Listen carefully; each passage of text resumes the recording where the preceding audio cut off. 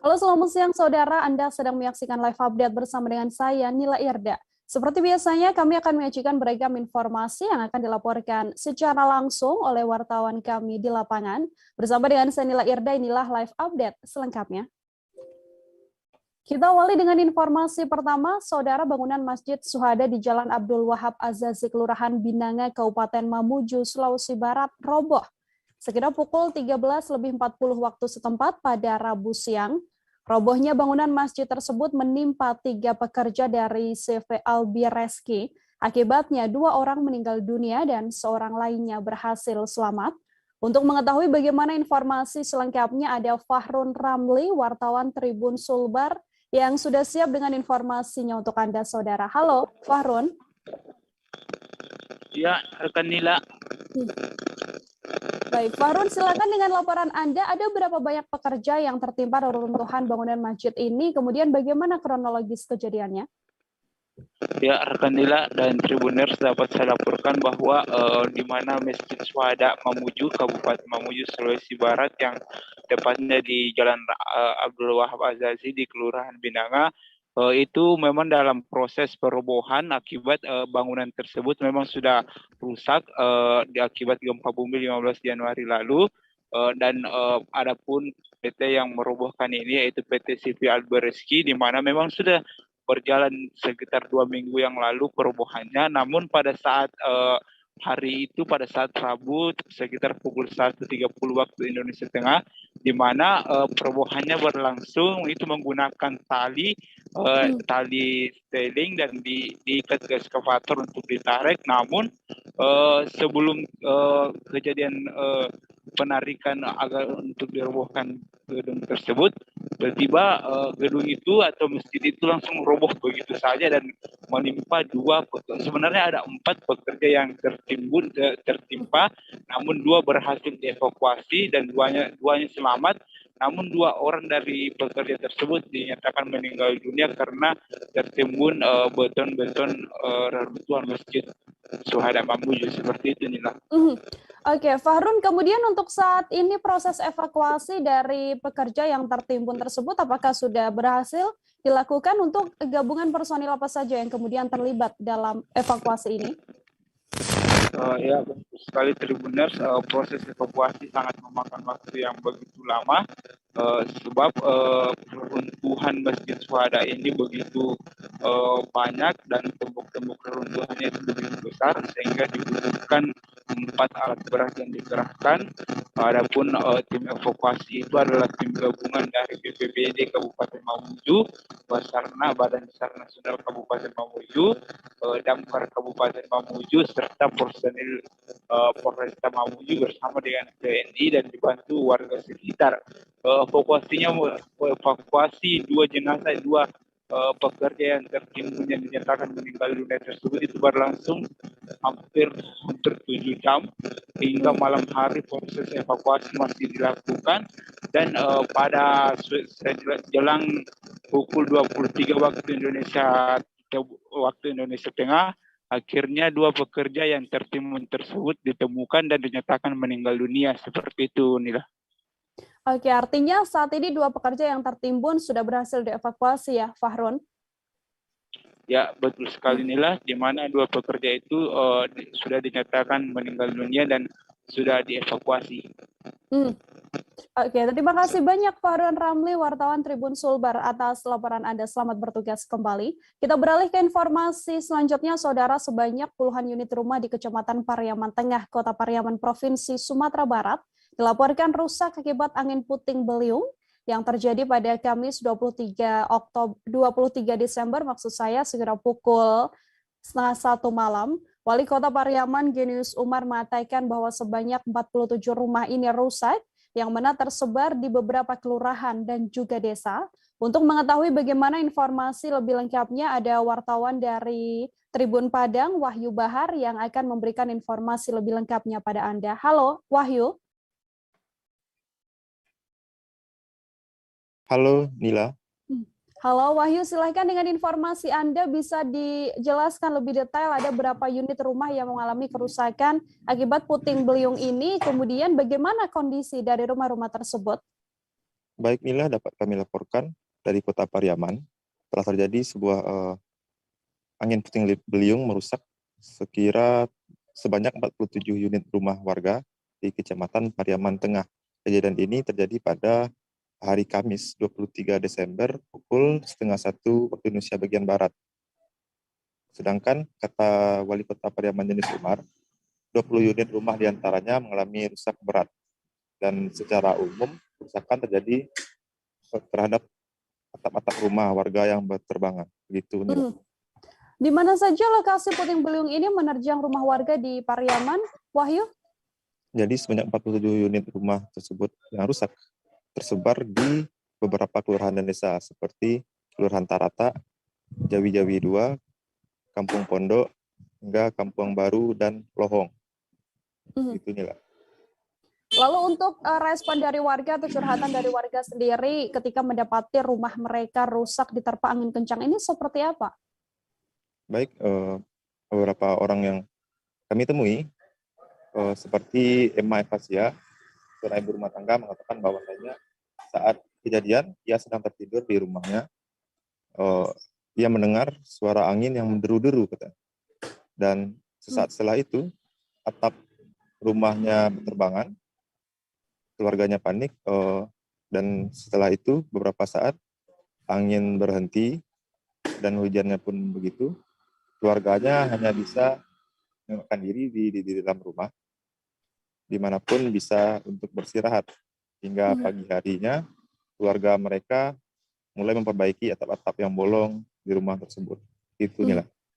Wahyu, sejauh ini dari pemerintah setempat sendiri apakah sudah memberikan respon atau tindak lanjut seperti apa yang nantinya akan dilakukan oleh pemerintah kota? Baik, pantauan kami di lapangan, pagi harinya sekira pukul 9.00 WIB, pemerintah Kota Pariaman bersama jajarannya, Wali Kota Pariaman Jenis Umar, Wali Kota Mardison, langsung mengunjungi warga-warga yang tertimpa musibah tersebut. Jajaran pemerintah kota memberikan bantuan cepat, diantaranya ada terpal plastik, beras, tikar, begitu. Baik, terima kasih banyak Wahyu Bahar atas informasinya. Untuk mengetahui bagaimana informasi lebih lengkapnya, Saudara, terimbun wawancara dengan seorang warga, yakni Emma Evasia, dan juga wawancara dengan Wali Kota Pariaman Jenius Umar. Berikut laporannya untuk Anda. Angin itu bunyinya keras dan menderu-deru, dan setelah itu terdengar atap terbangan. Nah, tidak lama setelah itu air turun ke dalam rumah, ke dalam kamar, dan langsung basah. Ibu keluar dah, Bu, untuk kejadian? Keluar kejadian itu cuma ngintip di luar saja. Setelah itu ya pindah ke rumah ke depan ini. Ada sekitar 20 rumah rusak berat dan sisanya rusak sedang dan rusak ringan. Karena pagi ini kami melakukan reaksi cepat, melakukan penataan cepat, melakukan bantuan spontan secara cepat begini, dan setelah itu sore nanti baru kita data yang benar. Apakah ada korban? Sampai sejauh ini belum ada laporan tentang korban jiwa dan mudah-mudahan tidak ada. Mungkin kerugian secara materinya berapa? Kalau satu rumah kerugian materinya antara 5 sampai 10 juta satu rumah. Mungkin antisipasi selanjutnya gimana, Pak? Hari ini kita data pagi ini, dan sore Pemkol juga Basnas dan nelayan dan donatur juga akan segera, insya Allah kita akan memberikan bantuan untuk memberikan pertolongan cepat kepada masyarakat. Cuaca ekstrem yang melanda kota Kendari, Saudara, yakni hujan lebat disertai angin kencang terjadi pada Kamis 23 Desember siang. Cuaca ekstrem tersebut mengakibatkan sejumlah pohon, bangunan, dan papan reklame di kota Kendari, Provinsi Sultra roboh. Papan reklame tumbang di Jalan Edi Sabara, Kelurahan Korumba, Kecamatan Mandunga, Kota Kendari, Provinsi Sultra, sekitar pukul 12:15 waktu setempat. Untuk mengetahui bagaimana informasi lebih lengkapnya, ada wartawan Tribunnews Sultra Fadli Aksar di sana yang akan memberikan informasinya pada Anda. Halo, Fadli. Ya, halo. Halo, Nila. Baik, Fadli, silakan dengan informasi Anda untuk kronologis adanya cuaca ekstrim di Kendari ini seperti apa, lalu apa saja bangunan-bangunan yang ambruk akibat adanya kejadian ini? Ya, baik Anila, baik Tribuners. Cuaca ekstrim melanda kota Kendari, Provinsi Sulawesi Tenggara pada Kamis siang sekira pukul 12 waktu setempat. Cuaca ekstrim berupa angin hujan deras disertai angin kencang itu memporak-porandakan sejumlah bangunan hingga pohon tumbang. Ada seperti papan reklame di Jalan Edi Sabara itu tiangnya mengalami patah dan papan reklame kemudian jatuh ke tanah, nyaris menimpa kios pedagang. Untung saja tidak ada korban jiwa dalam peristiwa ini. Pohon reklame itu berada di tepi jalan di Edi Sabara. Begitu pula dengan dampaknya itu tidak mengalami atau tidak berdampak pada arus lalu lintas di jalanan. Kemudian berikutnya ada papan reklame di kawasan depan Trans Studio Kendari, itu juga terletak di pinggir jalan dan untungnya tidak menimpa pengendara ataupun warga yang melintas. Selain papan reklame juga ada bangunan pengisian mobil di kawasan THR Kota Kendari, kawasan toko pengisian mobil itu ambruk dan hampir menimpa mobil yang masih terparkir untuk dicuci. Untungnya di situ tidak ada korban jiwa dan tidak ada korban luka dari ambruknya tempat pencucian mobil tersebut. Kemudian ada sejumlah batang pohon yang tumbang dan menutupi jalan. Pohon itu terletak di jalan Taman Kali Kadia atau di perempatan Pasar Baru, Kecamatan Kadia, Kota Kendari, Provinsi Sulawesi Tenggara. Untung saja jalan yang pohon yang sempat menutupi jalan itu kemudian cepat dibersihkan dan batang-batang pohon kemudian dipindahkan oleh aparat kepolisian dibantu Satpol PP, kemudian Dinas Kebersihan Kota Kendari. Begitu, Nila. Fadli, lalu terkait adanya cuaca ekstrim ini, adakah penjelasan dari BMKG setempat melihat situasi seperti ini? Ya, dari BMKG sendiri merilis kemudian hasil analisa di lapangan bahwa terjadi hujan ringan hingga lebat di Kota Kendari kurang lebih selama 3 jam. Penyebabnya sendiri menurut BMKG adalah awan cumulonimbus atau CB di Kota Kendari, Sulawesi Tenggara. Begitu, Nila. Lalu respons dari BPBD Kota Kendari sendiri melihat adanya insiden ini seperti apa, Fadli? Ya, Badan Penanggulangan Bencana Daerah Kota Kendari sendiri belum memberikan keterangan resmi berapa jumlah bangunan, kemudian papan reklame dan rumah yang rusak, selanjutnya pohon yang tumbang setelah peristiwa angin kencang dan hujan deras ini.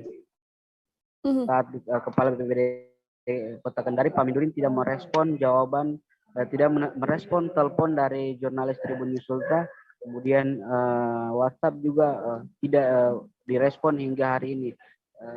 Saat ini pun belum diketahui berapa jumlah bangunan yang rusak ataupun rumah yang hancur akibat cuaca ekstrim yang melanda Kota Kendari Kamis kemarin.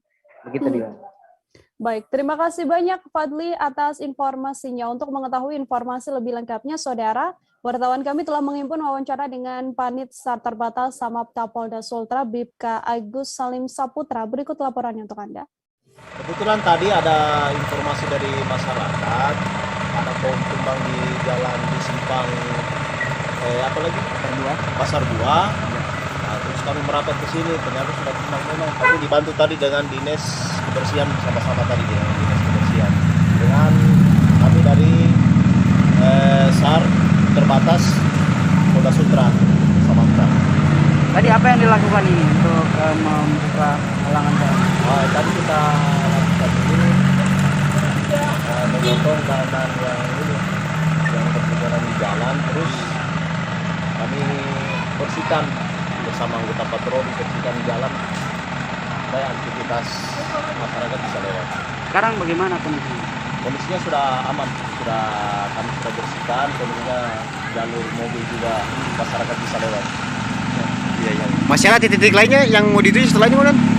Ini kita sementara mobile keliling, cari pohon yang tumbang. Kalau ada ya kita beraktivitas lagi kerja lagi.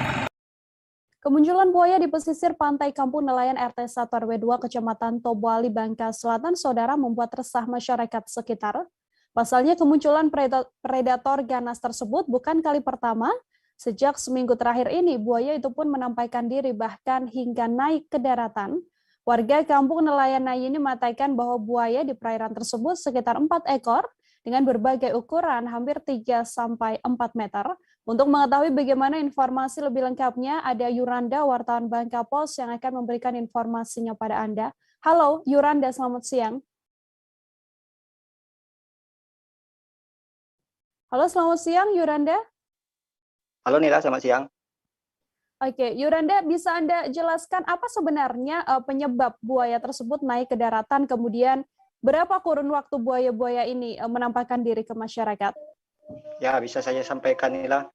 Pada Jumat, pada Kamis 23 Desember 2021 kemarin, masyarakat sekitar pantai Kampung Nelayan Kelurahan Ketapang, Tanjung Ketapang, Kecamatan Tobuali, Bangka Selatan sendiri digegerkan pas kemunculan buaya yang ada di pesisir pantai.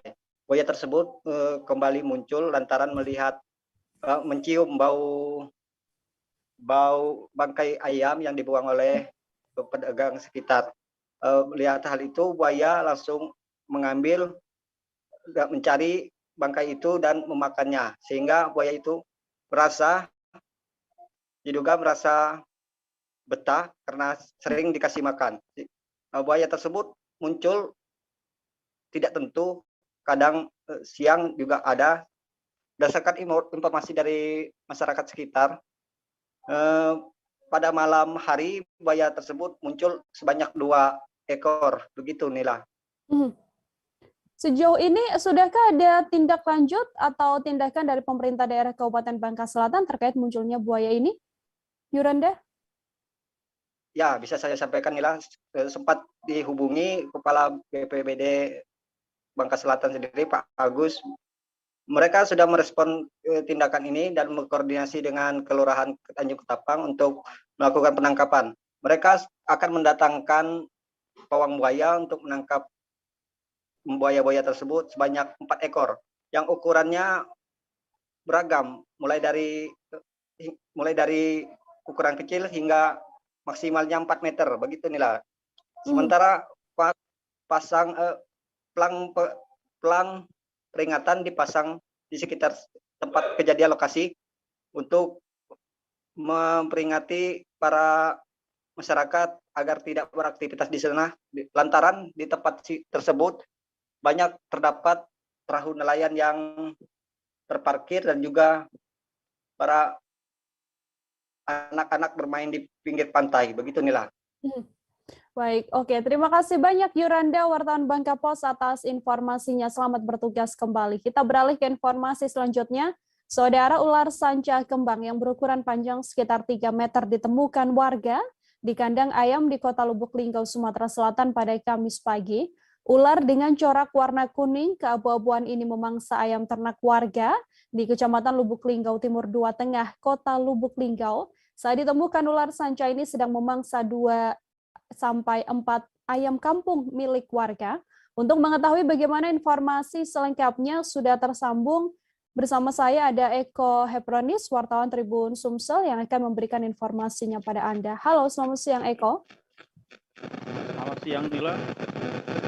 Baik, Eko, bisa dijelaskan untuk kronologis awal ditemukannya ular sanca sepanjang 3 meter di kandang seorang warga ini, seperti apa informasinya? Baik, Tribun News dapat kami kabarkan dari Kota Lubuk Linggau, penemuan ular sanca sepanjang 3 meter tersebut bermula dari Karyono, warga di Kelurahan Linggau saat ingin memberi makan ayam di belakang rumahnya. Ketika ingin memberi makan ayam ataupun membuka kandang ayam, tiba-tiba ia melihat ayam-ayamnya ada 4 ekor ketika itu dan 2 di antaranya sudah hilang. Ketika ia membuka dan mencoba mengintip, ternyata di dalamnya ada seekor ular piton sepanjang 3 meter.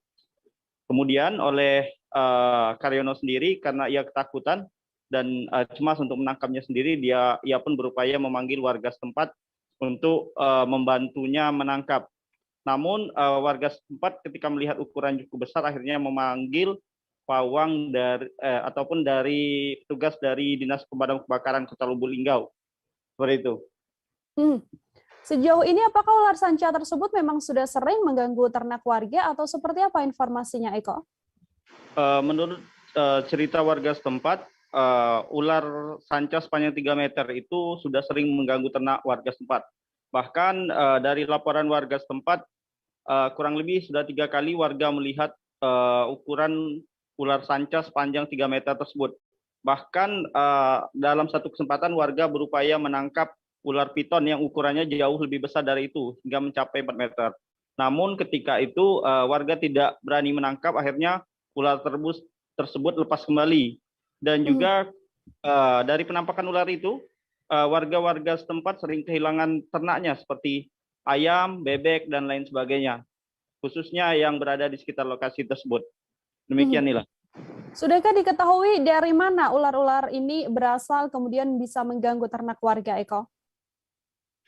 Menurut informasi dari warga setempat bahwa ular-ular tersebut muncul dari sebuah komplek pergudangan yang tidak terpakai lagi. Komplek pergudangan tersebut berukuran kurang lebih luasnya 1 hektar lebih dan saat ini ditumbuhi oleh semak-semak belukar. Sehingga diduga baik ular maupun binatang-binatang lainnya itu sering muncul dari tempat tersebut. Bahkan warga sudah beberapa kali melaporkan kejadian tersebut dan meminta pemilik gudang untuk membersihkan. Dan mereka juga sudah berkoordinasi dengan pihak kecamatan, namun sampai saat ini belum membuahkan hasil dan belum mendapat izin untuk membersihkannya. Demikian, Nila. Oke, terima kasih banyak Eko Hepronis, wartawan Tribun Sumsel atas laporan Anda. Selamat bertugas kembali. Seusai jeda, saudara, kami masih akan kembali dengan beragam informasi lain. Tetap di Live Update. Oke, apa kabar Bang Arifki di sini untuk strateginya? Kalau saya sendiri di Jumip 37 ini yang semalam baru mulai, apa yang saya udah sebenarnya aku nggak ngerasa itu penangkapan atau penggerebegan atau apapun itu, karena gini loh, posisinya aku kriteria.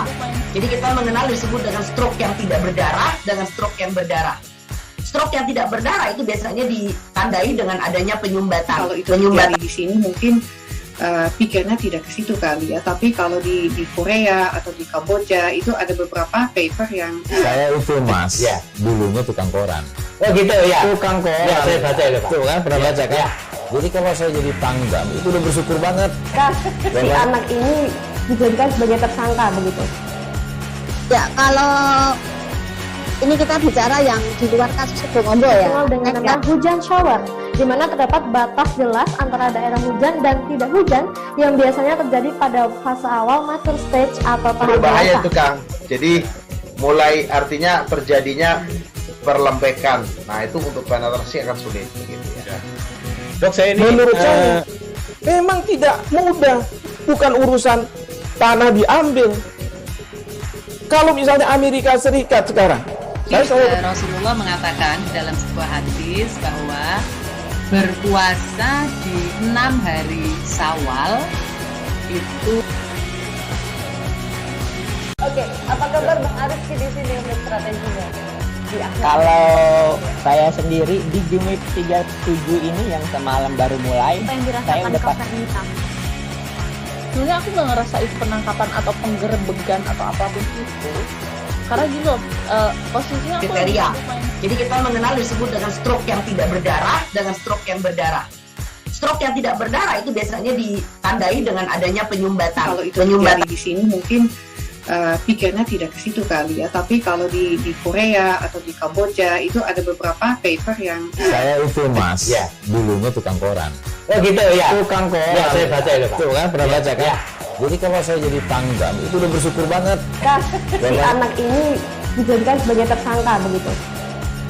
Ya, kalau ini kita bicara yang di luar kasus Sibolga ya. Dengan nama hujan shower, di mana terdapat batas jelas antara daerah hujan dan tidak hujan yang biasanya terjadi pada fase awal mature stage atau tahap Berbahaya dewasa. itu Kang. Jadi mulai artinya terjadinya perlembekan. Nah itu untuk penetrasi akan sulit begitu ya. Dok, saya ini menurut saya memang tidak mudah. Bukan urusan tanah diambil. Kalau misalnya Amerika Serikat sekarang, Rasulullah mengatakan dalam sebuah hadis bahwa berpuasa di 6 hari Syawal itu. Oke, apa kabar Bang Arifki di sini untuk strateginya? Kalau saya sendiri di Jumit 37 ini yang semalam baru mulai, saya udah pasti. Sebenarnya aku nggak ngerasain penangkapan atau penggerebekan atau apapun itu, karena gini loh, posisinya aku kriteria. Jadi kita mengenal disebut dengan stroke yang tidak berdarah dengan stroke yang berdarah. Stroke yang tidak berdarah itu biasanya ditandai dengan adanya penyumbatan. Kalau itu terjadi di sini mungkin pikirnya tidak ke situ kali ya, tapi kalau di Korea atau di Kamboja itu ada beberapa paper yang Saya itu Mas, dulunya tukang koran. Oh gitu ya. Tukang koran. Ya, saya baca itu Pak. Tuh kan, pernah baca kan? Jadi kalau saya jadi Pangdam itu udah bersyukur banget. Si anak ini dijadikan sebagai tersangka begitu. Ya, kalau ini kita bicara yang di luar kasus Sibolga ya. Dengan nama hujan shower, di mana terdapat batas jelas antara daerah hujan dan tidak hujan yang biasanya terjadi pada fase awal mature stage atau tahap Berbahaya dewasa. itu Kang. Jadi mulai artinya terjadinya perlembekan. Nah itu untuk penetrasi akan sulit begitu ya. Dok, saya ini menurut saya memang tidak mudah. Bukan urusan tanah diambil. Kalau misalnya Amerika Serikat sekarang, Rasulullah mengatakan dalam sebuah hadis bahwa berpuasa di 6 hari Syawal itu. Oke, apa kabar Bang Arifki di sini untuk strateginya? Kalau saya sendiri di Jumit 37 ini yang semalam baru mulai, saya udah pasti. Sebenarnya aku nggak ngerasain penangkapan atau penggerebekan atau apapun itu, karena gini loh, posisinya aku kriteria. Jadi kita mengenal disebut dengan stroke yang. Masih bersama dengan Senila Irda, Anda kembali menyaksikan live update saudara. Satu unit mobil pickup mengalami kecelakaan tunggal di Jalan Poros, Desa 7, Kecamatan Bangkala, Kabupaten Jeneponto pada Kamis 23 Desember.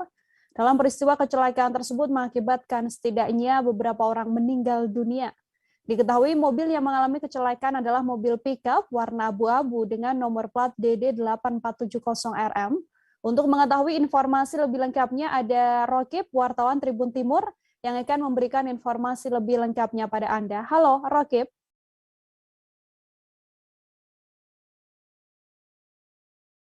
Halo, Rokib. Selamat siang.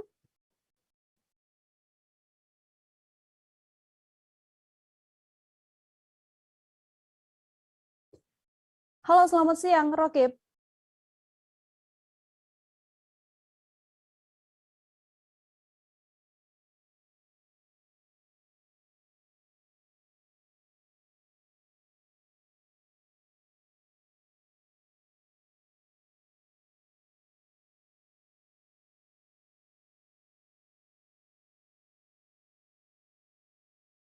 Baik, saudara, kita beralih terlebih dahulu ke informasi selanjutnya. Petugas kepolisian berhasil melakukan penangkapan terhadap pelaku pencurian motor. Satu di antaranya motor yang dicuri tersebut merupakan milik anggota Kodim 0615 Kuningan. Dalam pengembangan kasus pencurian motor ini, Kasat HM Firmansyah mengatakan berhasil mengumpulkan belasan unit motor atas tindakan tersangka sebelum-sebelumnya. Untuk mengetahui bagaimana informasi lebih lengkapnya, ada Ahmad Ripai, wartawan Tribun Cirebon di sana, yang akan memberikan informasi lebih lengkapnya pada Anda. Halo, selamat siang Ahmad Ripai. Halo, selamat siang Ripai. Siang, Nila. Baik, Ripai, silakan dengan informasi Anda. Pelaku pencurian di Kuningan ini sudah berapa lama melakukan aksi curanmor? Kemudian bagaimana kronologis penangkapan dari pelaku ini? Baik, dapat saya sampaikan, beberapa hari kemarin petugas kepolisian di bawah pimpinan Kasat Reskrim Polres Kuningan AKP HM Firmansyah ini berhasil melakukan penangkapan terhadap pelaku pencurian kendaraan bermotor. Nah, pelaku pencurian ini juga sebelumnya diketahui telah mengambil unit motor milik anggota Kodim 0615 Kabupaten Kuningan. Dalam pengembangannya, petugas kepolisian juga berhasil melakukan pengumpulan unit-unit motor yang sebelumnya dicuri oleh pelaku ini. Demikian, Nila. Biasanya hasil motor curian dari pelaku ini dijual kemana, Rifai? Berdasarkan keterangan langsung pelaku saat diinterogasi dalam penyampaian keterangan terhadap petugas kepolisian di Polres Kuningan, pelaku ini berhasil melakukan pencurian dan melakukan penjualan unit motor tersebut ke sejumlah daerah, terdiri dari daerah Karawang, kemudian daerah Cilacap juga. Nah, pelaku menjual unit kendaraan ini dibanderol dengan harga per unitnya itu 2 juta. Begitu, Nila. Hingga tertangkapnya pelaku curanmor ini, berdasarkan informasi, sudah berapa banyak barang bukti atau motor curian yang dicuri oleh pelaku ini? Berdasarkan keterangan Kasat Reskrim Polres Kuningan, AKP HM Firmansyah menyebutkan bahwa jumlah unit kendaraan roda 2 yang berhasil terkumpulkan itu ada sekitar 10 unit motor. Dari masing-masing unit itu terdiri dari didominasi oleh motor Matic, dan pelaku ini merupakan spesialis ataupun pemetik terhadap kendaraan Matic jenis Beat. Namun ada juga yang milik TNI Kodim 0615 itu seperti motor sport. Begitu, Nila. Terkait adanya motor milik anggota TNI Kodim 0615 Kuningan yang juga dicuri oleh pelaku, begitu ya. Saat ini unit motor tersebut bagaimana? Apakah memang akan dikembalikan lagi kepada pemiliknya atau seperti apa informasinya, Rifai? Untuk unit yang terkumpulkan sebagai barang bukti di Polres Kuningan itu jelas akan dilakukan pengembalian. Namun hal itu harus memenuhi persyaratan dan tahapan daripada kebijakan Polres Kuningan, seperti memastikan dari kedua belah pihak ataupun unit tersebut dilihat dari kelengkapan surat tanda nomor kendaraan, begitu juga BPKB. Demikian, Nila. Oke, terima kasih banyak Ahmad Rifai atas informasinya. Untuk mengetahui bagaimana informasi lebih lengkapnya, Saudara, telah terhimpun wawancara dengan AKP Muhammad Hafid Firmansyah, Kasat Reskrim Polres Kuningan. Berikut laporannya untuk Anda. Kamu ngelakuin sama siapa aja? Sama Nurdiansa alias Doyok. Doyok, orang mana? Orang Ancaran. Orang Ancaran. Terus siapa lagi partner kamu? Rai Aditya. Hah? Rai Aditya. Nah, sama Doyok berapa kali ngelakuinnya? Sama Doyok kira-kira 12 kali. 12 kali.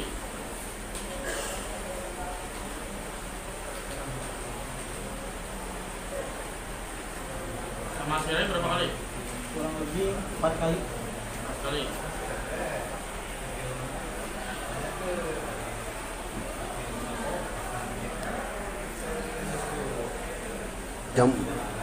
Jam beraksi jam berapa aja tuh?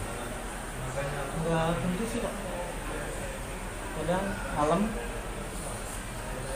sore, siang. Tapi kebanyakan malam? Sore. Kebanyakan sore. Caranya kamu gimana malamnya? Berdua orang nih, nah terus cara kamu tuh gimana? Ada yang ngawasin di luar, kamu yang malingnya, apa kamu yang ngawasin, atau gimana? Cara kamu malingnya itu seperti apa? Saya ngambil yang ngawasin yang di motor. Berarti 2 orang. Satu unit mobil pickup, Saudara, mengalami kecelakaan tunggal di Jalan Poros, Desa 7, Kecamatan Bangkalek, Kabupaten Jeneponto pada Kamis 23 Desember. Dalam peristiwa kecelakaan tersebut mengakibatkan setidaknya 5 orang meninggal dunia. Mobil yang mengalami kecelakaan merupakan mobil pickup warna abu-abu dengan nomor plat DD 8470RM. Untuk mengetahui bagaimana informasi lebih lengkapnya, ada wartawan Tribun Timur, Muhammad Rokib di sana, yang akan memberikan informasi lebih lengkapnya pada Anda. Halo, Rokib. Halo, ya. Baik, Rokib, silakan dengan laporan Anda. Sudahkah diketahui apa penyebab terjadinya kecelakaan laka tunggal ya di Jeneponto yang mengakibatkan 5 orang meninggal dunia ini? Ya, terima kasih Nila di studio.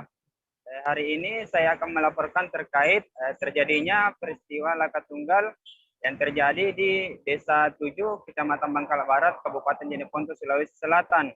Nah, di mana pada peristiwa kecelakaan ini telah menelan korban jiwa sebanyak 5 orang. Untuk dugaan sementara peristiwa kecelakaan ini, mobil tersebut melaju dengan cepat dan menginjak lubang yang cukup dalam sehingga mobil tersebut terangkat ke udara dan sopir yang mengendarainya tidak bisa mengendalikan sehingga mobil juga menyusup masuk ke sawah dan menabrak pohon asam yang besar yang ada di dekat sawah. Kemudian pada saat benturan mobil tersebut dengan pohon asam, keluar percikan api sehingga mobil tersebut sempat mengalami kebakaran di bagian depan mobil. Seperti itu, Nila. Saat kejadian, berapa jumlah penumpang yang ada di atas mobil pickup tersebut, Rokib? Sekedar diketahui bahwa untuk jumlah penumpang yang ada di atas mobil ada 8 orang, 9 dengan sopir yang mengendarai mobil itu sendiri. Tetapi di antara 9 orang ini ada 5 orang yang meninggal, 2 meninggal di tempat, yang 3-nya lagi sempat dirujuk ke puskesmas yang ada di dekat Kecamatan Bangkala Barat. Tapi tidak lama kemudian ketiga orang juga tersebut dikabarkan meninggal.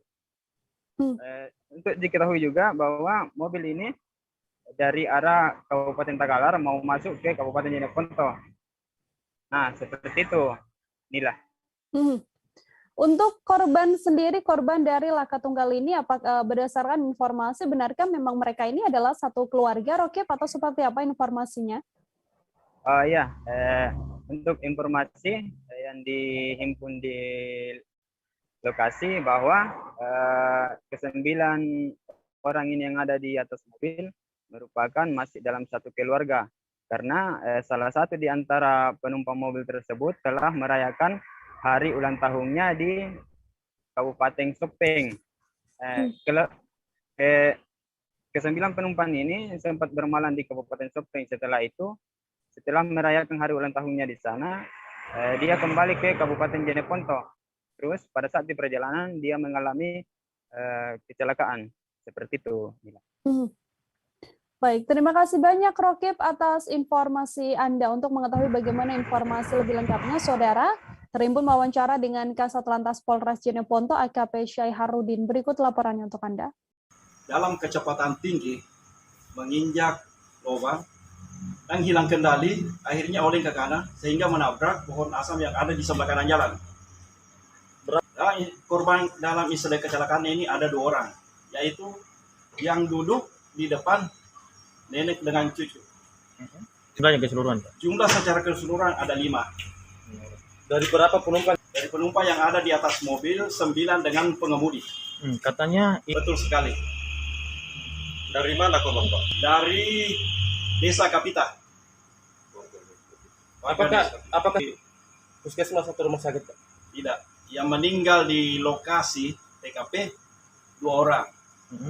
Kemudian dirujuk yang 7 orang ini ke puskesmas menjalani perawatan. Setelah menjalani perawatan, 3 orang meninggal di puskesmas, 4 orang lagi ini, 2 yang sementara dirawat di puskesmas Buluk doang, 2 yang dirujuk ke rumah sakit Takalar. Jadi totalnya Pak ya? Betul, 5 orang. Seorang dukun pengganda uang yang sekaligus melakukan aksi pembunuhan, Saudara, berhasil ditangkap Satreskrim Polres Garut. Sosok bernama Yohanes ini ditangkap kepolisian lantaran melakukan ritual penggandaan uang di Pantai Santolo, Kecamatan Cikelet, Kabupaten Garut, Jawa Barat. Untuk mengetahui bagaimana informasi lebih lengkapnya, sudah tersambung bersama saya Sidki Al-Ghifari, wartawan Tribun Jabar yang akan memberikan informasi lebih lengkapnya pada Anda. Halo, selamat siang Sidki. Selamat siang pemirsa dan Nila di studio. Oke, Sidki silakan dengan informasi Anda untuk kronologis penangkapan dari dukun ini, kemudian yang juga disebutkan melakukan aksi pembunuhan. Seperti apa kronologisnya? Baik Nila, kronologis awal dari dukun pengganda uang ini. Memang dukun ini melakukan penggandaan uang, penipuan penggandaan uang, sekaligus pembunuhan terhadap 3 pasiennya alias 3 korbannya. 2 korban diantara meninggal dunia dan 1 saat ini sedang kritis. Awalnya memang si dukun ini, si pelaku ini mengaku sebagai paranormal yang mampu menggandakan atau menghadirkan uang gaib yang disimpan di salah satu kardus yang sebelumnya sudah dilakukan ritual bersama pasien-pasiennya. Ini berawal dari pembunuhan ini berawal dari tanggal 15 Desember kemarin, bahwa memang si pelaku ini mengajak ketiga korban untuk melakukan ritual di pantai selatan Kabupaten Garut. Korban ini berasal dari Kabupaten Garut, sementara pelaku ini berasal dari Kota Banjar. Setelah mereka janjian di pantai selatan tersebut, ternyata si pelaku ini sudah menyiapkan rencana pembunuhan terhadap 3 korban. Lantaran sebelumnya 3 korban ini terlibat cekcok dengan keluarga pelaku, bahwa keluarga korban ini sempat mendatangi dan memaki-maki anak dari pelaku itu sendiri. Akhirnya pelaku melakukan ritual ulang dan menjanjikan ulang bahwa akan menghadirkan uang yang disebutkan uang gaib tersebut di pantai selatan. Akhirnya pelaku menyiapkan ritual dengan menyiapkan daging kambing yang sudah diberikan racun tikus, kemudian diberikan sebagai syarat ritual kepada ketiga korban. Akhirnya korban terkapar di lokasi di pantai selatan dan 2 meninggal dunia dan 1 saat ini sedang kritis. Baik Nila. Sudah berapa lama tersangka melakukan aksinya, yaitu dengan menjadi dukun pengganda uang ini, Sidki? Dukun pengganda uang ini berinisial YS alias Abah sudah melakukan penggandaan uang ini sejak tahun 2021. Jadi bisa dibilang sejak 1 tahun terakhir ini dia berhasil menipu banyak orang, termasuk dengan modus menggandakan uang tersebut. Dari daerah mana saja tersangka melakukan aksinya ini, kemudian sudahkah diketahui dari kepolisian ada berapa banyak korban atau mungkin orang-orang yang tertipu dengan ritual penggandaan uang yang dilakukan oleh pelaku?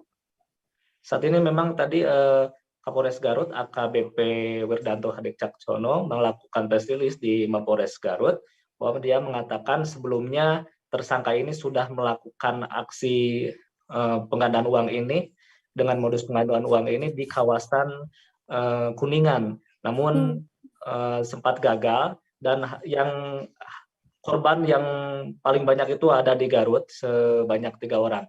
Jadi mungkin karena belum terlalu banyak ya, hanya beberapa orang saja, tidak lebih dari 5 orang yang disebutkan. Yang paling parah itu korban yang ada di Kabupaten Garut ya. Korban itu memberikan uang 5-6 juta untuk digandakan begitu, Nila. Oke, terima kasih banyak Sidki Al-Ghifari, wartawan Tribun Jabar atas informasi Anda. Untuk mengetahui bagaimana informasi lebih lengkapnya, saudara wartawan kami telah menghimpun wawancara dengan Kapolres Garut AKBP Widanto Hadi Caksono. Berikut laporannya untuk Anda. Ternyata sebelumnya sudah dicampur oleh tersangka YS ini dengan racun tikus jenis teknik. Sehingga akhirnya ketiganya bereaksi dan akhirnya mengakibatkan korban 2 meninggal dunia dan 1 kritis. Di mana ketiga-tiganya itu adalah warga Tarogong Kidul, Kabupaten Garut.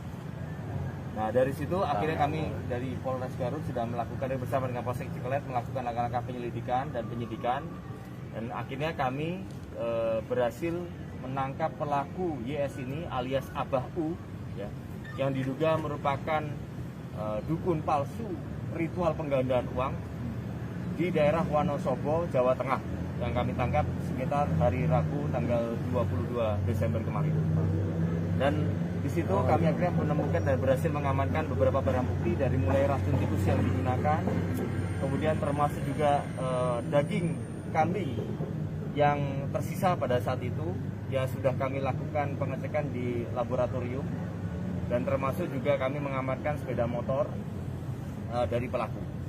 Adapun pasal yang kami jerat untuk tersangka utama ini, yaitu YS ini, adalah pasal pembunuhan berencana pasal 340 dan atau 338 dan atau 378 atau penipuan dengan ancaman maksimal kurang lebih penjara 20 tahun. Panglima TNI Jenderal Andika Perkasa, Saudara, meninjau pelaksanaan vaksinasi COVID-19 yang digelar di Gedung Serbaguna Yonif Rider Khusus 762 Vera Yuda Sakti, Kota Sorong, Papua Barat. Andika Perkasa mengatakan pelaksanaan vaksinasi ini melibatkan semua lintas instansi, mulai dari jajaran di lingkungan TNI, kepolisian, bahkan dinas kesehatan. Untuk mengetahui bagaimana informasi lebih lengkapnya, sudah tersambung bersama saya ada wartawan Tribun Papua Barat, Safwan Asari, di sana yang akan memberikan informasinya pada Anda. Halo Safwan. Halo Nila.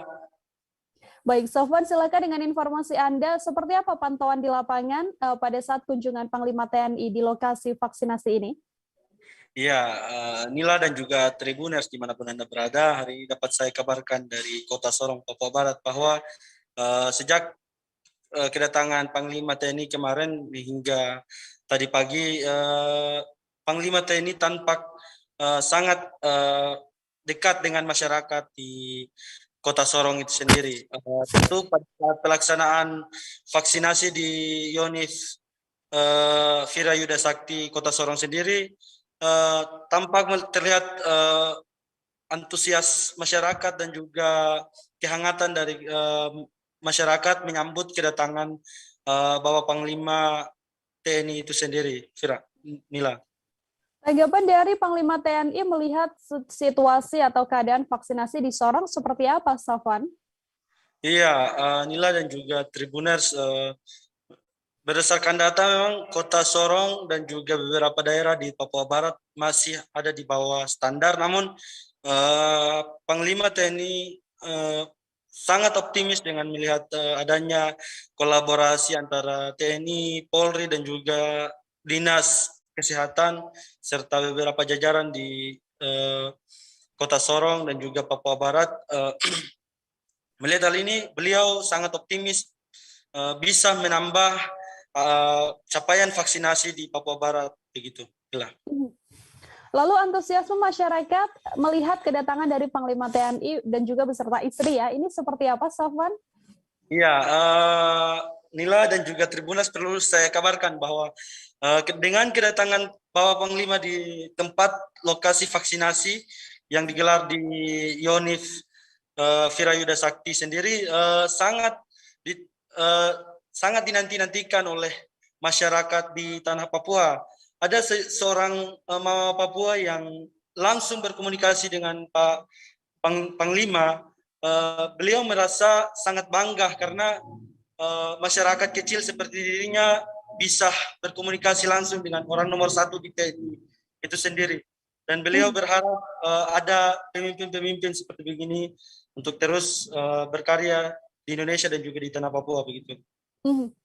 Baik, terima kasih banyak Safwan atas laporan Anda. Untuk mengetahui informasi lebih lengkapnya, Saudara, telah terhimpun wawancara dengan Panglima TNI Jenderal Andika Perkasa. Berikut laporannya untuk Anda.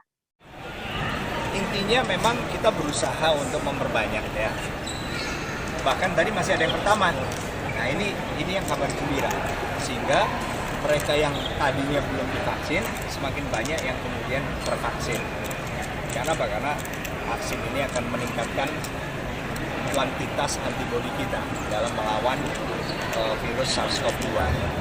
Nah, sepintas tadi memang ketersediaan selain Sinovac ada juga vaksin Sinopharm. Cukup banyak stoknya sehingga itu diberikan kepada mereka-mereka yang vaksin pertama. ketersediaan vaksin AstraZeneca agak terbatas, sehingga hanya diberikan kepada mereka yang dosis pertamanya sudah AstraZeneca, sehingga dosis kedua harus AstraZeneca. Nah, ada juga tadi vaksin Moderna, tapi itu kan memang peruntukannya untuk tenaga kesehatan saja, untuk booster, berarti vaksin ketiga. Itu yang mungkin kalau memang nanti ada tambahan dari Kementerian Kesehatan itu akan lebih bagus. Vaksin-vaksin yang memang efikasinya lebih tinggi. Seusai jeda kami masih akan kembali saudara dengan beragam informasi lain, tetap di live update. Oke, apa kabar Bang Arif di sini untuk strateginya? Kalau saya sendiri di Jumip 37 ini yang semalam baru mulai, saya udah sebenarnya aku nggak ngerasain penangkapan atau penggerebegan atau apapun itu, karena gini loh, posisinya aku kriteria. Jadi kita mengenal disebut dengan stroke yang tidak berdarah dengan stroke yang berdarah. Stroke yang tidak berdarah itu biasanya ditandai dengan adanya penyumbatan. Kalau itu terjadi di sini mungkin pikirnya tidak ke situ kali ya, tapi kalau di Korea atau di Kamboja itu ada beberapa paper yang saya itu Mas, ya, dulunya tukang koran. Oh gitu ya. Tukang koran. Ya, saya baca itu Pak. Tuh kan pernah baca kan? Ya. Jadi kalau saya jadi pangdam itu udah bersyukur banget. Si anak ini dijadikan sebagai tersangka begitu. Ya, kalau ini kita bicara yang di luar kasus Sebongombo ya. Dikenal dengan nama hujan shower, di mana terdapat batas jelas antara daerah hujan dan tidak hujan yang biasanya terjadi pada fase awal mature stage atau tahap berbahaya dewasa. itu Kang. Jadi mulai artinya terjadinya perlembekan. Nah itu untuk penetrasi akan sulit begitu ya. Dok, saya ini menurut saya memang tidak mudah, bukan urusan tanah diambil. Kalau misalnya Amerika Serikat sekarang, Rasulullah mengatakan dalam sebuah hadis bahwa berpuasa di 6 hari Syawal itu. Oke, apa kabar Bang Arif di sini untuk strateginya? Kalau saya sendiri di Jumip 37 ini yang semalam baru mulai, saya udah sebenarnya aku nggak ngerasain penangkapan atau penggerebegan atau apapun itu, karena gini loh, posisinya aku kriteria. Jadi kita mengenal disebut dengan stroke yang tidak berdarah dengan stroke yang berdarah. Stroke yang tidak berdarah itu biasanya ditandai dengan adanya penyumbatan. Kalau itu terjadi di sini mungkin pikirnya tidak ke situ kali ya, tapi kalau di Korea atau di Kamboja itu ada beberapa paper yang saya itu Mas, ya, dulunya tukang koran. Oh gitu ya. Tukang koran. Ya, saya baca itu Pak. Tuh kan pernah baca kan? Ya.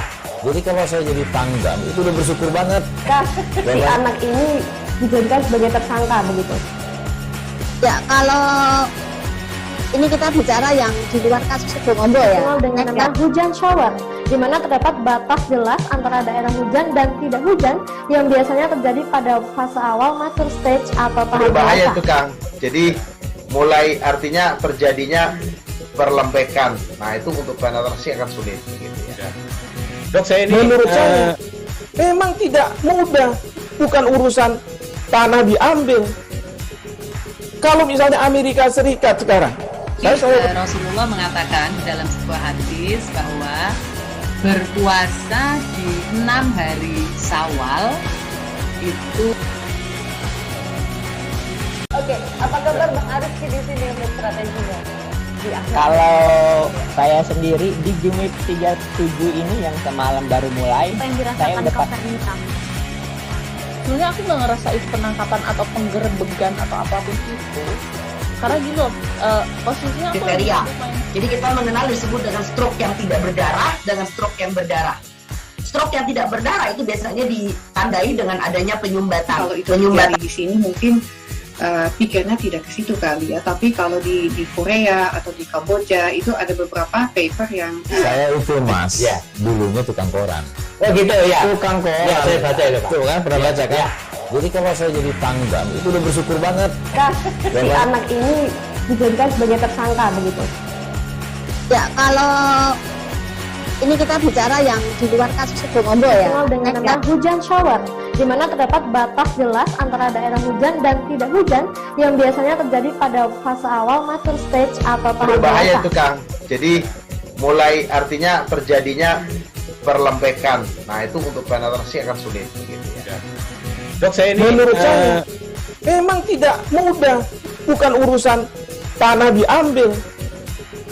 Kalau misalnya Amerika Serikat sekarang, Rasulullah mengatakan dalam sebuah hadis bahwa berpuasa di 6 hari Syawal itu.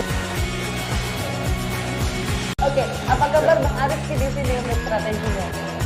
Kalau saya sendiri di Jumip 37 ini yang semalam baru mulai, saya udah sebenarnya aku nggak ngerasain penangkapan atau penggerebegan atau apapun itu, karena gini loh, posisinya aku kriteria. Jadi kita mengenal disebut dengan stroke yang tidak berdarah dengan stroke yang berdarah.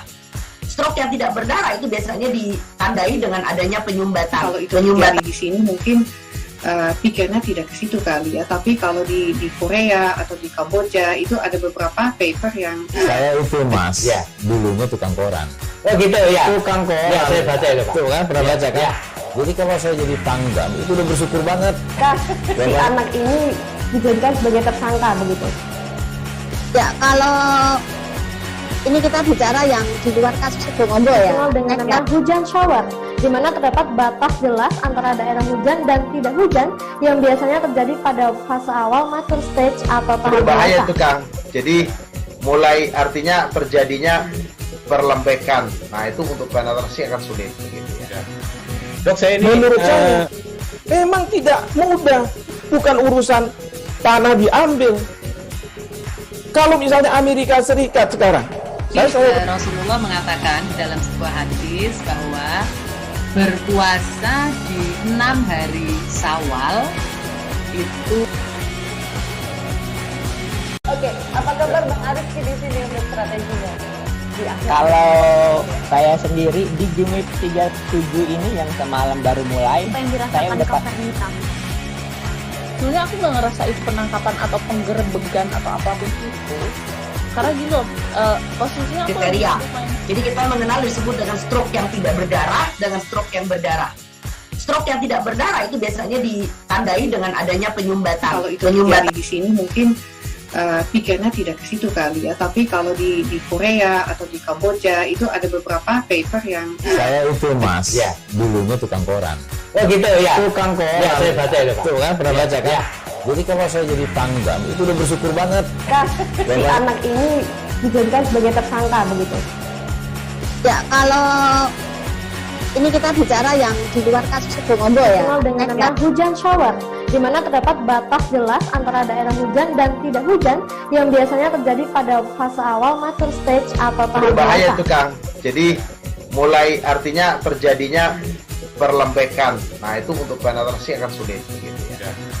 Dok, saya ini menurut saya memang tidak mudah, bukan urusan tanah diambil. Kalau misalnya Amerika Serikat sekarang, Rasulullah mengatakan dalam sebuah hadis bahwa berpuasa di 6 hari Syawal. Bersama dengan Senila Irda, Anda kembali menyaksikan live update saudara.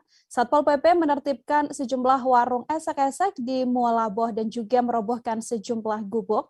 Personil Satpol PP Kabupaten Aceh Barat dan juga WH pada Kamis 23 Desember menertibkan sejumlah warung tersebut yang merupakan gubuk singgah pengunjung di sebuah kafe di kawasan Ujong Karang Mualaboh, Desa Suak Indrapuri, Kecamatan Johan Pahlawan. Warung tersebut ditertibkan agar tak ada lagi pasangan non-muhrim yang berduaan di dalamnya. Untuk mengetahui bagaimana informasi lebih lengkapnya, ada Sa'dul Bahri, wartawan Serambi, yang akan memberikan informasinya pada Anda. Halo, Sa'dul. Ya, halo. Baik, Sa'dul, silakan dengan laporan Anda. Kapan pastinya pembongkaran yang dilakukan, lalu apa alasan dari pihak terkait melakukan pembongkaran ini? Ya, baik, rekan ya. Alasan pemerintah melakukan pembongkaran terhadap sejumlah kafe atau tempat yang dianggap melakukan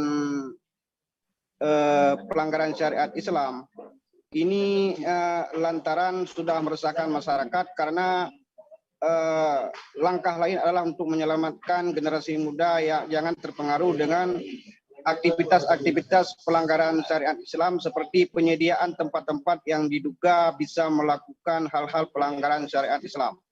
Sehingga atas temuan-temuan seperti ini, pemerintah melakukan penertiban agar kedepannya si pemilik kafe tidak melakukan kegiatan-kegiatan yang berbentuk pelanggaran syariat Islam. Demikian rekannya. Sadul, kemudian langkah ke depan yang akan dilakukan oleh pemerintah agar tempat-tempat semacam ini tidak lagi berdiri seperti apa? Ya, pemerintah Kabupaten Aceh Jaya melalui Satpol PP juga memberikan imbauan kepada pembisnis atau pemilik kafe yang berada di kawasan Melabu dan sekitarnya.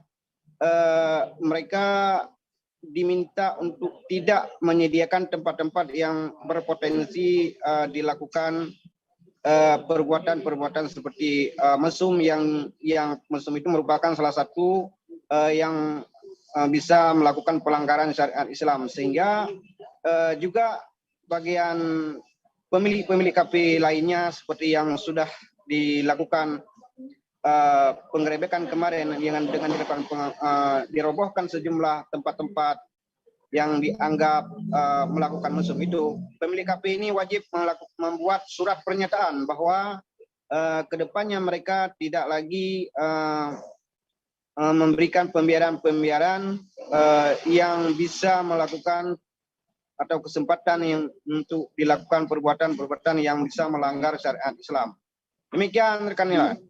Oke, Sadul, tadi sempat Anda katakan bahwa pemilik kafe ini kemudian diminta untuk membuat surat pernyataan. Lalu apakah para pemilik kafe ini diberikan sanksi setelah adanya pembongkaran yang dilakukan? Ya, sanksi yang pertama didapatkan adalah dengan merobohkan tempat-tempat mangkalnya pasangan non-muhrim itu. Itu merupakan salah satu sanksinya. Kemudian surat pernyataan ini tentunya mengikat para pemilik kafe ini agar ke depan tidak melakukannya kembali. Namun apabila hal yang sama dilakukan diulang kembali, maka izin untuk si pemilik kafe ini akan dicabut dan yang tentunya tidak bisa lagi melakukan aktivitas jual beli atau bisnis di kafe-kafe yang sudah dilakukan pelanggaran. Demikian. Baik, terima kasih banyak Sadul Bahri, wartawan Serambi, atas informasi Anda. Untuk mengetahui bagaimana informasi lebih lengkapnya, Saudara, telah terhimpun wawancara dengan Bupati Aceh Barat, Haji Ramli MS. Berikut laporannya untuk Anda. Disepakati oleh masyarakat, yang melapor itu kan masyarakat. Ya.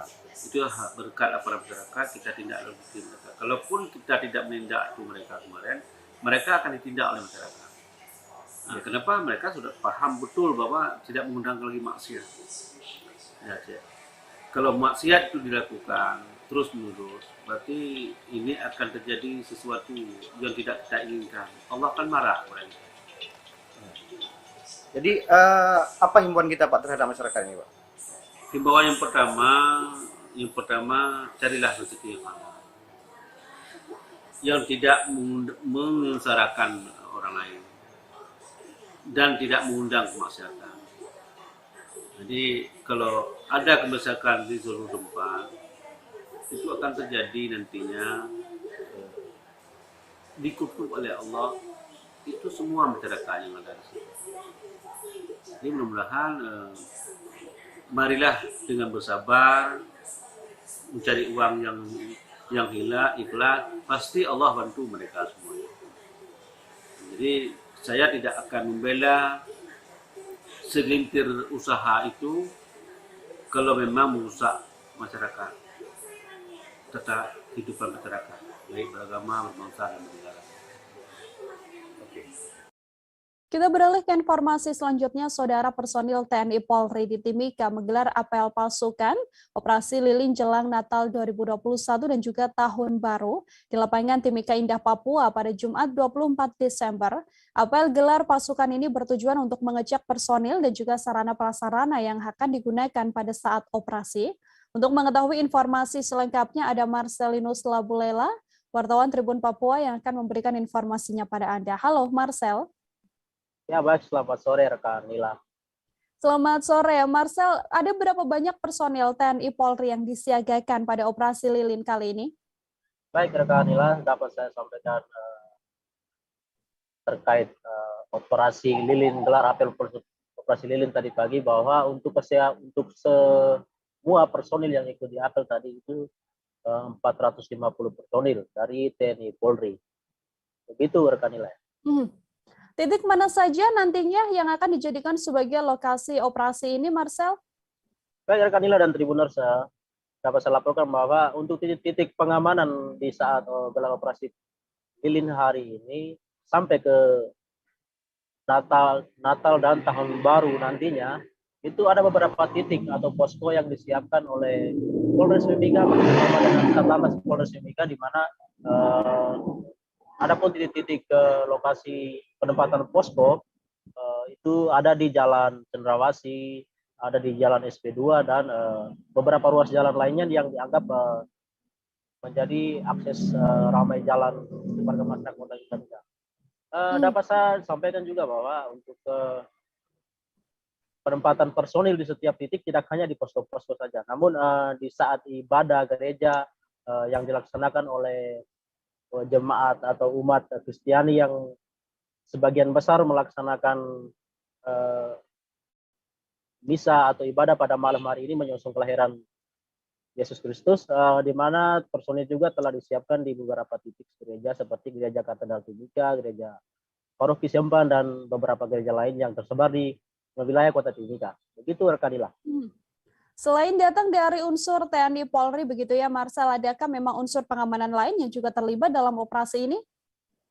Baik rekan Nila, dapat saya laporkan juga bahwa tidak hanya apel gelar pasukan ini dihadiri oleh TNI Polri, namun ada juga unsur-unsur lain seperti teman-teman dari PMI, teman-teman dari Dinas Perhubungan, Satpol PP, bahkan Komcat, komponen cadangan Kodim 1710 Mimika, dan juga rekan-rekan dari paguyuban atau kerukunan yang berada di Kota Timika. Memang hal ini sudah menjadi agenda rutin untuk pengamanan di masa menjelang ibadah Natal, malam Natal sampai pada Tahun Baru nantinya. Jadi mereka sudah tersebar dan sudah dipelotir ke wilayah atau tempat tugasnya masing-masing, dan di gereja juga sudah disiapkan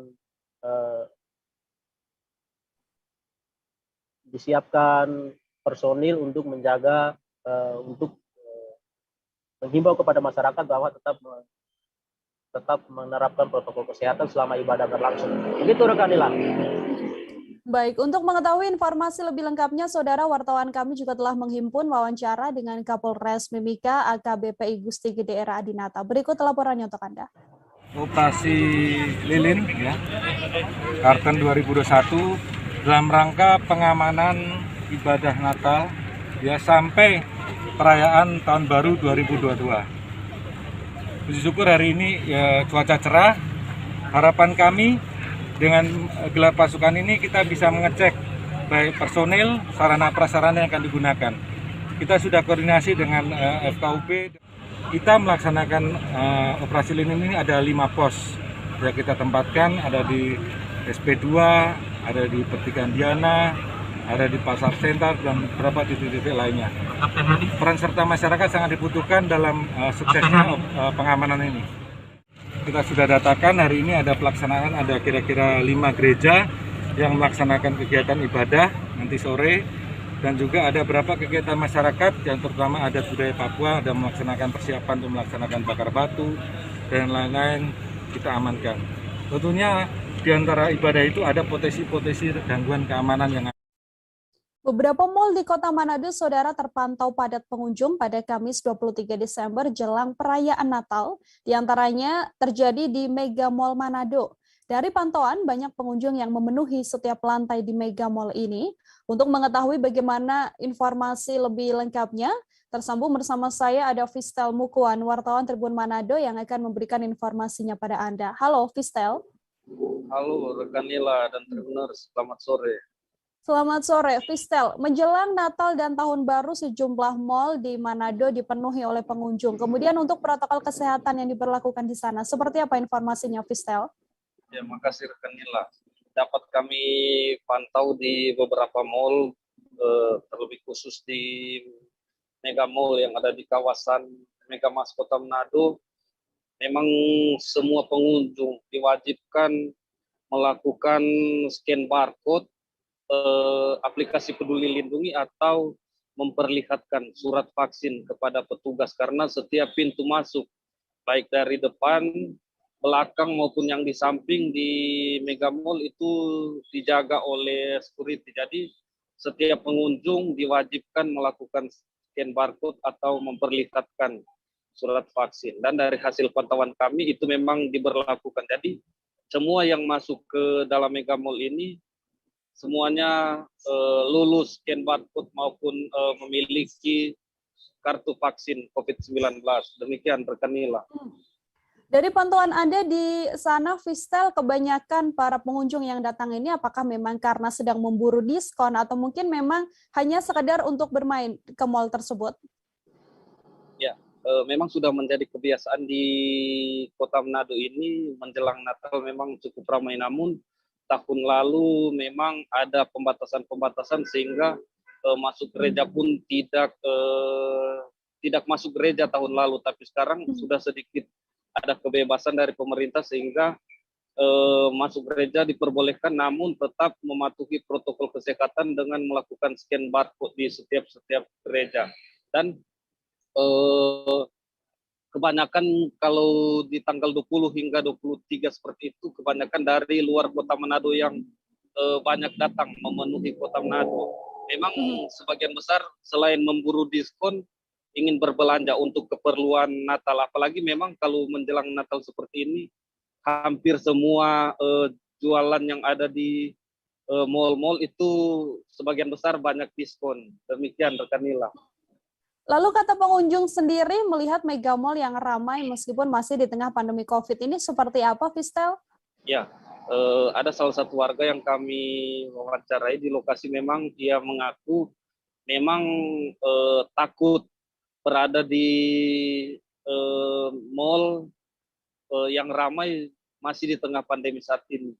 Namun baginya sedikit tenang karena semua pengunjung yang masuk di mall ini sudah melakukan vaksinasi. Karena seperti saya sampaikan tadi, semua pengunjung sudah melakukan scan barcode Peduli Lindungi dan memperlihatkan kartu vaksin. Namun bagi warga mengharapkan agar semua masyarakat tetap mematuhi protokol kesehatan, jangan lalai. Dan memang di lokasi juga setiap security yang melihat masyarakat membuka maskernya meskipun hanya diturunkan untuk hidung, langsung disampaikan oleh security agar ditutupi hidung maupun mulut.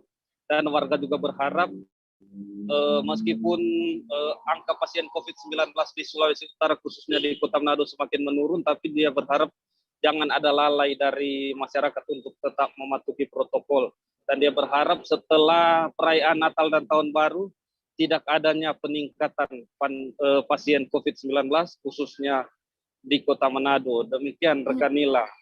Oke, terima kasih banyak Fistel Bukuan, wartawan Tribun Manado atas laporan Anda. Kita beralih ke informasi lain. Saudara, Kapolda Bali memantau pos pelayanan Nataru di Terminal Mengwi Badung. Saat Natal dan Tahun Baru atau Nataru, penumpang yang datang ke Terminal Mengwi Badung akan dilakukan rapid antigen secara random. Semua itu pun dilakukan untuk memastikan warga atau penumpang yang datang ke Bali bebas dari COVID-19. Untuk mengetahui bagaimana informasi selengkapnya, ada wartawan Tribun Bali, Komang Agus Arianta, yang akan memberikan informasi lebih lengkapnya pada Anda. Halo, Komang. Halo. Baik, Komang, Halo, silakan dengan laporan Anda untuk situasi terkini di Terminal Mengwi Badung sendiri, seperti apa informasinya? Ya, baik. Bisa saya sampaikan Nila informasi dari pantauan di Terminal Mengwi saat Kapolda Bali, yakni Irjen Pol DRS Iputu Jayan Danu Putra itu meninjau Terminal Mengwi. Kondisi Terminal Mengwi saat itu masih dalam keadaan sepi. namun dari informasi yang didapat dalam kedatangan atau di terminal kedatangan biasanya penumpang itu datang dari pukul 3 pagi sampai pukul 7 pagi.